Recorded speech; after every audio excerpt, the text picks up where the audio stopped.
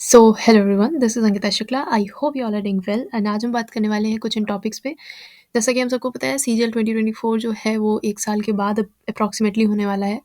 तो तब तक हम क्या करें, हम क्या-क्या चीज़ें कर सकते हैं हमारे पास में जो एसएससी के लिए प्रिपेयर कर रहे हैं उनके लिए, और कौन से गवर्नमेंट जॉब के फॉर्म्स होते हैं, कौन सी वैकेंसीज़ हैं जिनके एग्ज़ाम्स जो हैं वो एसएससी के सिमिलर हैं और वो दे सकते हैं। अर्निंग ऑप्शंस क्या हो सकते हैं, 2 तरीके से बात करेंगे। एक टेम्परेरी अर्निंग एंड एक परमानेंट अर्निंग, मतलब जिनके 1-2 अटेम्प्ट हुए हैं और वो बस ऐसे साइड में कुछ कमाना चाहते हैं, उनके लिए क्या-क्या ऑप्शंस हो सकते हैं। और कुछ ऐसे जो कि इस तरह से कमाना चाहते हैं कि अभी साइड में इनकम हो जाए, और अगर एसएससी हो जाता है तो ठीक है, नहीं होता है तो फिर उसको फुल टाइम कैसे कर सकते हैं या उसको मेन इनकम का सोर्स कैसे बना पाएँगे, ये सारी चीज़ें। स्किल्स भी, कुछ स्किल्स के बारे में बात करेंगे, इन दोनों की बात एक साथ ही करेंगे। कुछ स्किल्स के बारे में बात करेंगे कि 2 तरीके की ये भी होंगी, अभी आगे डिस्कस करते हैं। If not SSC then what, अगर एसएससी में नहीं होता है तो क्या करेंगे? इस तरह से हमें कुछ स्किल्स सीखनी पड़ेंगी कि वो हमारे आगे काम आ सकें बैकअप में। सम यूट्यूब चैनल्स, कुछ यूट्यूब चैनल्स के बारे में हम बात करेंगे जो कि आपके लिए हेल्पफुल हो सकते हैं इन सारी क्वेश्चंस के आंसर्स देने में। फॉर्म्स कौन से निकल रहे हैं, कौन-सी स्किल्स हम सीख सकते हैं, कहाँ से सीख सकते हैं, कैसे सीख सकते हैं, खर्चा कम हो ऐसा कैसे कर सकते हैं, एंड अर्निंग के क्या-क्या ऑप्शंस हो सकते हैं, कुछ मैं डिस्कस कर लूँगी, बाकी आपको कुछ यूट्यूब चैनल्स बता दूँगी, वहाँ से आपको मिल जाएँगे। सबसे पहले बात करेंगे हम गवर्नमेंट जॉब फॉर्म्स की, तो ये कुछ फॉर्म्स मैंने यहाँ पे लिखे हुए हैं जो इस टाइम पे आपको कुछ अवेलेबल होंगे और कुछ नहीं अवेलेबल होंगे। हाँ, तो ये कुछ फॉर्म्स मैंने लिखे हुए हैं। आरओ इसका फॉर्म टाइम शायद एक्सटेंड हो गया है, तो जिसने नहीं भरा है वो भर लेना। एसएससी, जीडी, सीएचएसएल, एमटीएस, ये जो आने वाले एग्ज़ाम्स हैं, आपको करनी है जॉब, नहीं करनी है इन सब में, वो अलग बात है, लेकिन आप इनका फॉर्म डाल के एग्ज़ाम ज़रूर दीजिएगा, इतना महँगा फॉर्म नहीं होता है।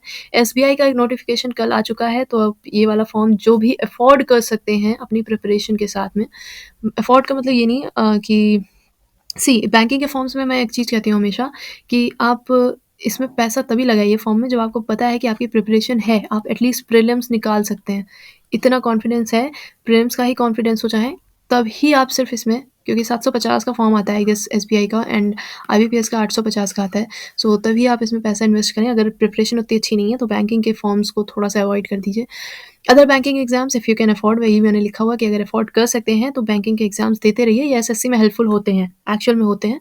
स्टेट कॉम्पिटिटिव एग्ज़ाम्स ज़रूर दीजिए जिनमें जीएस का मेन रोल होता है, स्पेशली यूपी वालों, यूपी पीसीएस या ये सारे जितने एग्ज़ाम्स हैं, इर्रिस्पेक्टिव ऑफ द फैक्ट कि यहाँ पे इस एसएससी में इस लेवल की जीएस नहीं पूछी जाती है। स्टेट के ये कॉम्पिटिटिव एग्ज़ाम्स जो होते हैं इनमें जीएस का मेन रोल होता है।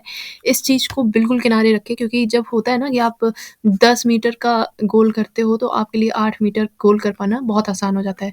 सो अगर स्टेट कॉम्पिटिटिव वो एग्ज़ाम्स जिसमें जीएस का मेन रोल होता है, वो अगर आप टारगेट करोगे तो एसएससी की जीएस थोड़ी ईज़ी लगेगी बाद में, जब आप एसएससी का एग्ज़ाम दोगे 1 साल बाद। एयरपोर्ट अथॉरिटी के काफ़ी सारे फॉर्म्स आते रहते हैं, इस टाइम पे भी कोई आया हुआ है तो आप चेक कर सकते हैं। ईएसआईसी का मैंने आज ही कुछ सुना था, तो अगर कोई फॉर्म हो, एसएसओ करके कोई है एग्ज़ाम, अगर है फॉर्म तो आप फिल कर सकते हैं। स्पेसिफिक एलिजिबिलिटी एग्ज़ाम, जैसे कुछ एग्ज़ाम्स होते हैं जिसमें आईटीआई माँगा जाता है, कुछ में ट्रिपल सी माँगा जाता है, या फिर कुछ में किसी स्पेसिफिक सब्जेक्ट से किया हुआ आपका ग्रेजुएशन होना चाहिए, इस तरह की, या फिर इंजीनियरिंग के लिए होता है जेईई वगैरह का एग्ज़ाम।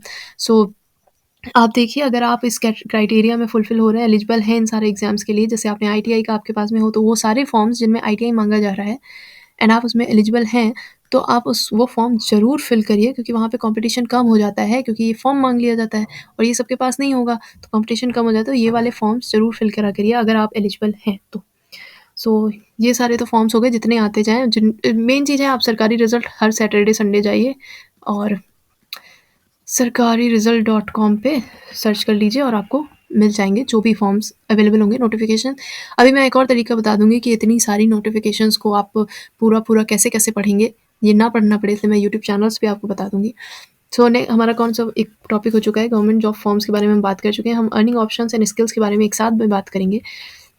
क्योंकि ये दोनों चीज़ें कुछ कंडीशंस पे डिपेंड करती हैं। पहली बात तो कि आपके अर्निंग ऑप्शंस क्या हो सकते हैं और आप कौन-कौन सी स्किल्स सीख सकते हैं, ये डिपेंड करेगा आपकी फाइनेंशियल कंडीशन पे, कि आप कितना इन्वेस्ट कर सकते हैं अपनी स्किल्स के में, कितना पैसा इन्वेस्ट कर सकते हैं, क्या आपके पास में ओनली फ्री ऑप्शन है या क्या है, इन चीज़ों पे डिपेंड करेगा। एजुकेशनल बैकग्राउंड पे आपकी चीज़ें काफ़ी रिलाय करेंगी, क्योंकि अर्निंग आप किस तरीके से कर रहे हो ये मैटर करेगा ना, कि आपके सब्जेक्ट्स क्या थे पहले आपके स्कूल में, आपके कॉलेज में आपके सब्जेक्ट्स क्या हैं, और इसी हिसाब से आप स्किल सीख पाएँगे। अगर कंप्यूटर आपके पास में नहीं था, ऑल्दो अब तो स्किल्स में ऐसे कोर्सेज़ होते हैं कि आप 6 महीने 6 से 10 महीने में स्किल्स सीख सकते हैं irrespective of your educational background, but still background काम करता है। फैमिली एटमॉस्फेयर एंड सपोर्ट, ये भी एक मेजर इंपॉर्टेंट पॉइंट है, स्पेशली फॉर द गर्ल्स, जो specially for the rural area की लड़कियाँ जितनी हैं, उनके लिए प्रॉब्लमेटिक होता है कि हम जो स्किल सीखना चाह रहे हैं या जो अर्निंग करना चाह रहे हैं जिस तरीके से, क्या वो अलाउड है घर पे, या फिर सपोर्ट मिल सकता है या नहीं मिल सकता है। सो इन सारी चीज़ों को ध्यान में रखते हुए कुछ चीज़ें यहाँ पे डिस्कस होंगी, कुछ ऑप्शंस आएँगे। तो बेसिकली जब हम अर्निंग ऑप्शंस की बात कर रहे हैं या स्किल्स की बात कर रहे हैं, तो उन सबको डिस्कस करने के पहले हमें एक चीज़ समझनी पड़ेगी कि हमारे पास में 2 टाइप के लोग होंगे। मैं एसएससी सीजीएल को बेस मान के चल रही हूँ, क्योंकि मेरी में ऑडियंस मोस्टली एसएससी सीजीएल वाली है। सो जिनके 1, 2 या 3 अटेम्प्ट हो चुके हैं, या फिर जिनके 5 से 6 अटेम्प्ट हो चुके हैं, ये 2 टाइप के लोग हैं। अगर हम इन दोनों को डिवाइड कर दें तो तिरछी हो गई लाइन। यहाँ पे मोस्ट प्रोबेबली 25 तक की एज के होंगे, यहाँ पे 25 प्लस 26 प्लस ऐसे एज के होंगे लोग। तो ये जो 25 तक के एज के हैं, उनके ज़्यादा अटेम्प्ट नहीं हैं, एकदम इनको मैं फ्रेशर ही समझूंगी। ऑल्दो 3 अटेम्प्ट के बाद में फ्रेशर नहीं होता, चलो ठीक है, फ्रेशर अगर समझ लिया हमने, तो भी यहाँ पे हाँ, फ्रेशर अगर हमने समझा इनको, तो इनका मोटिव क्या होना चाहिए? इनका यहाँ पे मोटिव 2 चीज़ों पे डिपेंड करेगा। अगर आपकी फाइनेंशियल कंडीशन ठीक है, तो आपका मोटिव होगा कि आपको बस स्किल डेवलपमेंट करना है। अर्निंग हो रही है कि नहीं हो रही है, उससे ज़्यादा फ़र्क नहीं पड़ता। स्किल डेवलपमेंट करना है और थोड़ी बहुत अर्निंग हो जाए तो चल जाएगा, ठीक है। या फिर आपका अगर फाइनेंशियल कंडीशन नहीं सही है, तो यहाँ पे ऐसी स्किल को डेवलप करना है जिससे अर्निंग थोड़ी बहुत हो और आगे चल के ज़्यादा हो जाए, ठीक है। जैसे धीरे धीरे धीरे आपकी डेवलप होती जाए। जो यहाँ पे हैं, इनके लिए एक और चीज़ है कि इनको ये बिल्कुल लास्ट में आ चुके हैं अटेम्प्ट्स के, और इन्होंने काफ़ी टाइम भी उसमें एसएससी में दे दिया है। तो इनको कोई एक ऐसी स्किल सीखनी चाहिए जो कि सॉलिड हो। सॉलिड इन द सेंस कि अगर एसएससी में इस बार भी ना हो या आगे हो ही ना पाए एसएससी में, तो वो उस स्किल को परमानेंट जॉब में कन्वर्ट कर सकें, उस स्किल से परमानेंट इनकम ले सकें। तो ऐसी किसी स्किल पे फोकस करना चाहिए। तो ये आप अपने हिसाब से अपनी क्राइटेरिया डिसाइड कर लीजिएगा कि आपको क्या चाहिए, आप कौन-सी क्राइटेरिया में बिलॉन्ग कर रहे हैं। तो उस तरह से आप आगे की स्किल्स जो हैं और जो अर्निंग ऑप्शंस हैं, उनको चूज़ करिएगा, अपने लिए सेलेक्ट करिएगा। ये हमारे पास में कुछ स्किल्स एंड अर्निंग ऑप्शंस हो जाते हैं, जिनको ये देखिए, एक चीज़ है digital marketing, affiliate marketing and SEO, social media management. एक मिनट के लिए हटा देते हैं या फिर ऐड करते हैं। ये 4 चीज़ें हर किसी को आनी बहुत ज़रूरी है। आप किसी भी बैकग्राउंड से हो, कुछ भी हो, इन फ्यूचर ये 4 चीज़ें आपको कभी ना कभी काम आने। आप बिज़नेस कर रहे हैं और अगर आपको ग्रो करना है, आपको इन सब चीज़ों की जो नॉलेज होना बहुत ज़रूरी है, क्योंकि आज हर चीज़ ऑनलाइन है। आपको अपना प्रमोशन भी ऑनलाइन ही करना है, हर चीज़ ऑनलाइन है। सो ये चीज़ें सीखनी ज़रूरी है। अगर आप अफ़ोर्ड कर सकते हैं तो पेड कोर्स कर लीजिए, वरना फ्री कोर्स भी काफ़ी अवेलेबल होते हैं इन सब के, आप कर सकते हैं। एक वेबसाइट टेस्टर की जॉब होती है, एक्चुअली इंटर्नशिप के थ्रू आपको ये मिल सकती है, या फिर किसी वेबसाइट के थ्रू आप मेल करके कर सकते हैं। मेल से याद आया, जब आप कहीं पे भी मेल करते हैं अपनी जॉब के लिए या फिर इंटर्नशिप के लिए, या फिर आप अब मैं बेसिकली अपने काम के लिए मेल करते हैं, तो प्लीज़ प्लीज़ प्लीज़ ये रिक्वेस्ट है कि हमेशा फॉर्मल मेल किया करिए। मेरे पास में कई मेल आते हैं कि मुझे भी यूट्यूब जॉइन करना है या पार्टनरशिप करनी है। कई मेल ऐसे आते हैं जो एकदम मैसेज लैंग्वेज में होते हैं, कोई वहाँ पे फॉर्मेलिटी नहीं। ऑल्दो मैं यहाँ पे कोई हायर करने नहीं बैठी हूँ, मेरा खुद का यूट्यूब इतना बड़ा नहीं है कि मैं यहाँ पे किसी को हायर कर लूँ। लेकिन आपने तो हायरिंग के लिए ही मुझे कॉन्टैक्ट किया ना, और अगर मेरे पास में वैकेंसी होती भी या मैं इस कंडीशन में होती भी, तो क्या वो मेल पढ़ के मैं आपको हायर करना चाहती? नहीं हायर करना चाहती, क्योंकि वो मेल फॉर्मल है ही नहीं। तो हमेशा कभी भी करिए। और कैसे सीखेंगे? बस कुछ नहीं, यूट्यूब पे सर्च करिए कैसे करना है, फॉर्मल मेल कैसे लिखना होता है।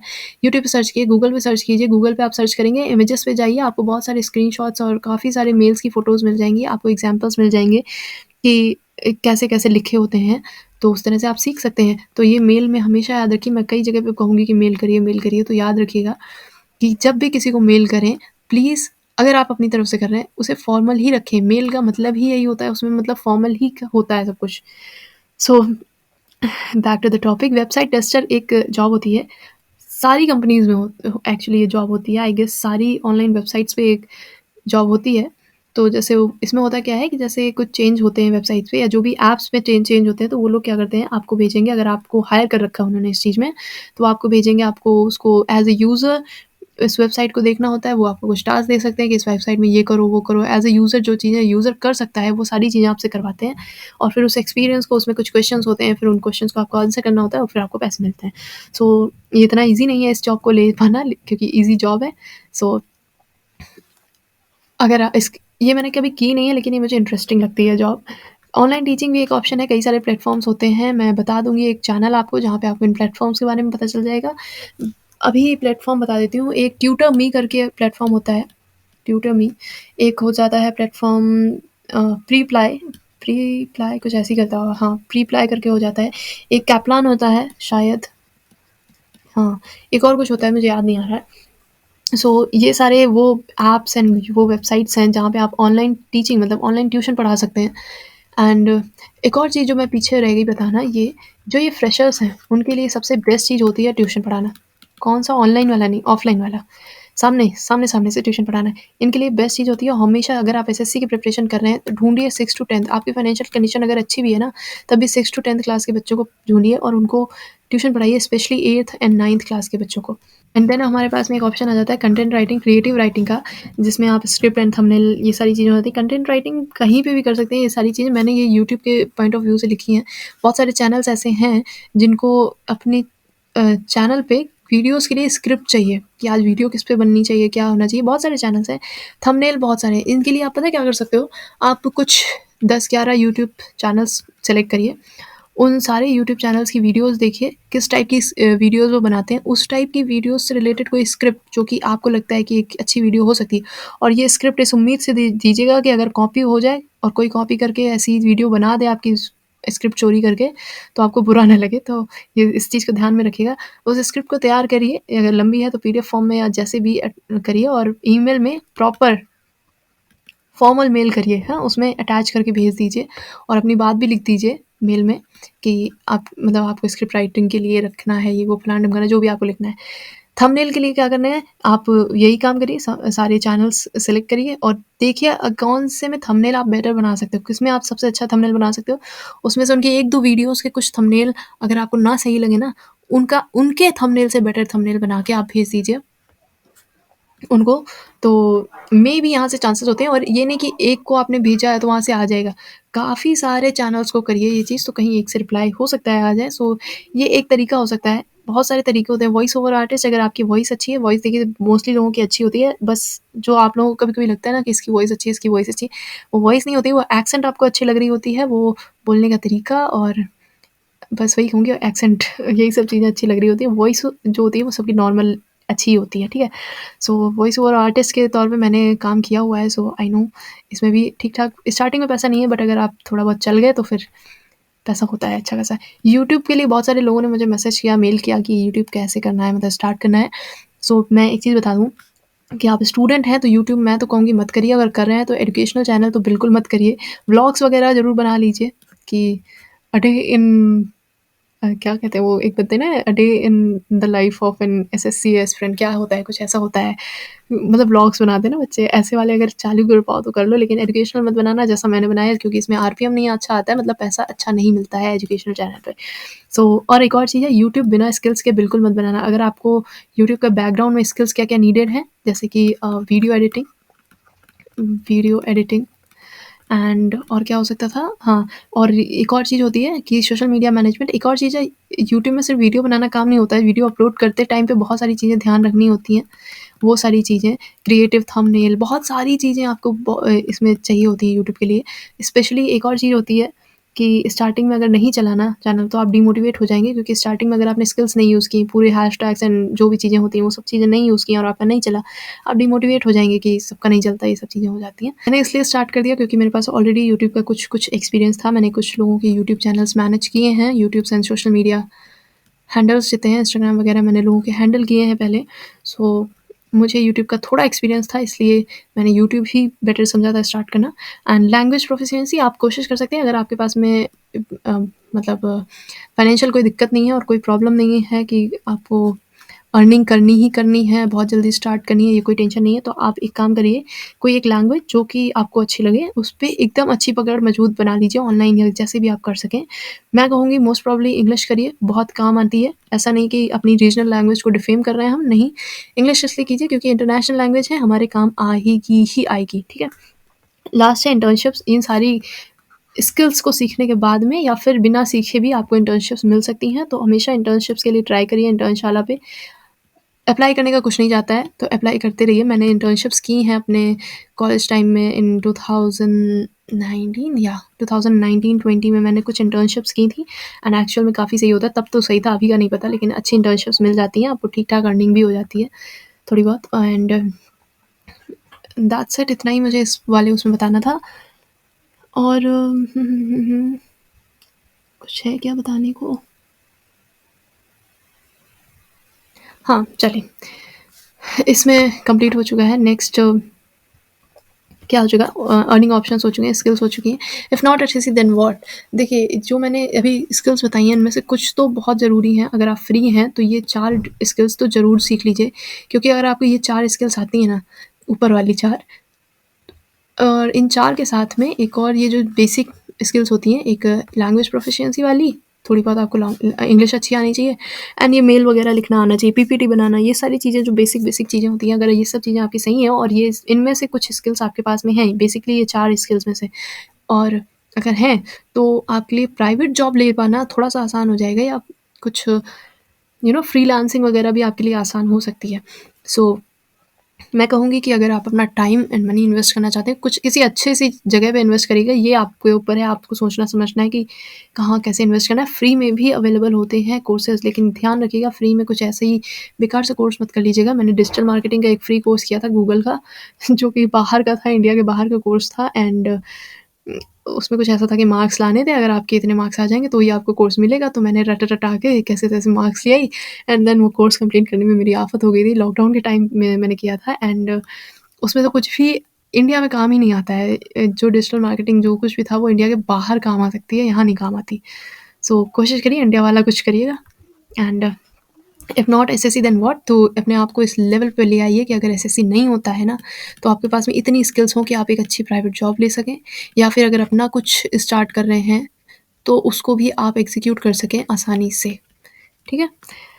सम यूट्यूब चैनल्स के बारे में मैं बात करने वाली हूँ। कुछ यूट्यूब चैनल्स मैं बता देती हूँ। सुगंधा शर्मा, आप बहुत सारे लोगों, बहुत फ़ेमस लोग हैं, तो पता होगा सुगंधा शर्मा के बारे में, बहुत सारे लोगों को पता होगा। अगर आपको डिफरेंट टाइप की इंटर्नशिप्स एंड जॉब अपॉर्च्युनिटीज़ के बारे में पता रखना है, अपडेटेड रहना है, तो इनको फॉलो कर लीजिए, इनको सब्सक्राइब कर लीजिए जाके, और इनकी वीडियोज़ देखा करिए। स्किल्सिया भी एक यूट्यूब चैनल है, जिन लोगों को नहीं पता है वो जाके प्लीज़ इस चैनल को देखिए, बहुत काम का चैनल है। ये तो मस्ट हैव वाला चैनल है कि इसमें आपको बहुत सारे ऑप्शंस मिल जाते हैं। देखिए, यहाँ पे इनके पास में कुछ पेड कोर्सेज़ भी होंगे। मैं ये नहीं कहूँगी कि पेड कोर्सेज़ लीजिए, बिल्कुल भी नहीं, क्योंकि मैं यहाँ प्रमोशन करने तो नहीं बैठी हूँ ना। सो पेड कोर्सेज़ बिल्कुल मुझे नहीं पता है, ना मैंने लिया है, तो मुझे पता नहीं है कैसा है, क्या है, तो उसके लिए तो मैं बिल्कुल सजेस्ट नहीं कर रही हूँ। अब वो आपकी मर्ज़ी है। लेकिन 2 चीज़ें यहाँ पे मैं बोल रही हूँ, किसी का पेड कोर्स मैं रिकमेंड नहीं करूँगी। आपको अपनी समझ-बूझ के हिसाब से लेना चाहिए, एंड किसी भी चैनल पे आँख मूंद के भरोसा मत कर लीजिएगा कि इस चैनल में ये कहा गया है तो मान लेंगे, या आपने कहा था ये चैनल अच्छा है तो मान लेंगे। ये चैनल्स अच्छे हैं, यहाँ से आपको इन्फॉर्मेशन मिल सकती है, लेकिन हर चीज़ माननी ज़रूरी नहीं है। आप अपनी सुविधा के अनुसार चीज़ें मानिए और अपनी समझ से निर्णय लीजिएगा।